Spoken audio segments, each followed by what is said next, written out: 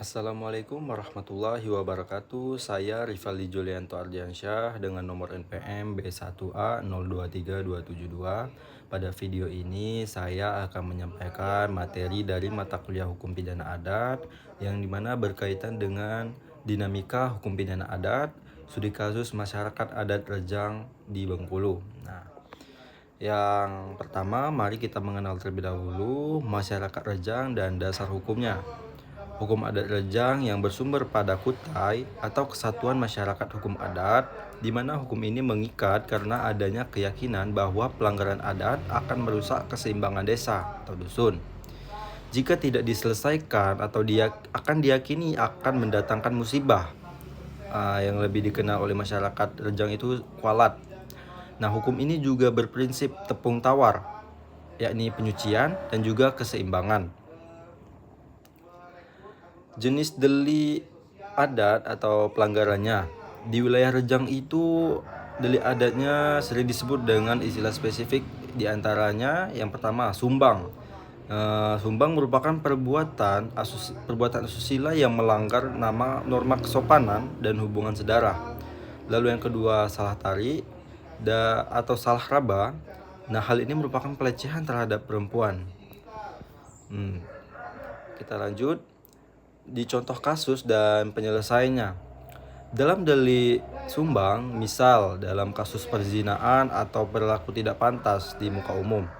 Nah, proses penyelesaiannya itu yang pertama melalui sidang adat yang dipimpin oleh ketua adat, lalu melakukan pembuktian berdasarkan saksi atau tertangkap tangan.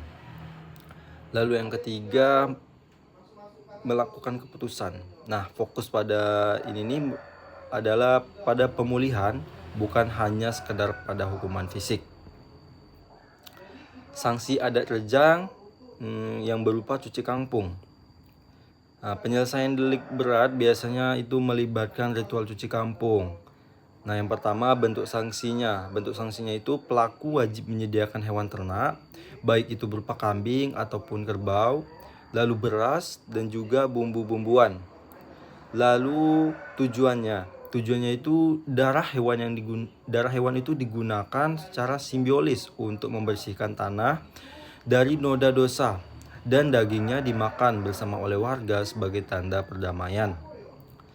Lalu yang ketiga mengenai denda material. Denda materialnya itu membayar jipet atau denda berupa uang atau barang. Di slide terakhir, apa sih peran BMA-nya? Nah, BMA-nya itu berperan sebagai mediator dan hakim perdamaian desa. Nah, secara legalitas di Bengkulu peran BMA itu diperkuat oleh peraturan daerah, sehingga keputusan adatnya memiliki kekuatan hukum formal selama tidak bertentangan dengan HAM. Itu saja mengenai penyampaian materi hukum adat saya. Bila ada salah saya mohon maaf. Saya akhiri billahi taufiq wal hidayah. Wassalamualaikum warahmatullahi wabarakatuh.